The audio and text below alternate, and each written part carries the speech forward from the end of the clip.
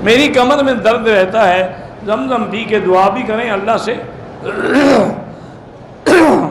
और हुक्मा ने लिखा है कि दालचीनी को पीस के उसका पाउडर बना के थोड़ा सा शहद में मिला के सुबह शाम चाटा करें।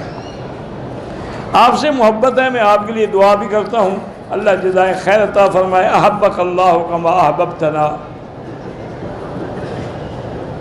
पाकिस्तान में जब मैयत को गुस्ल देते हैं या जनाजा ले जाते हैं तो पाँव काबे की तरफ, कोई चूँकि पाँव इसलिए काबे की तरफ होते हैं कि ऐसे जब उठेगा तो चेहरा काबे की तरफ होगा, अगर सर काबे की तरफ करे तो पुश्त होगी उसकी तो काबे की तरफ।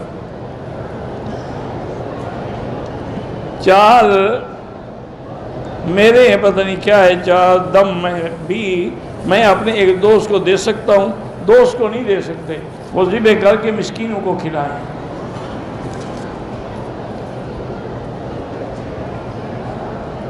किसी सहाबी को अंगूठे उनके नाखनों पर हजूर का नाम नजर नहीं आया।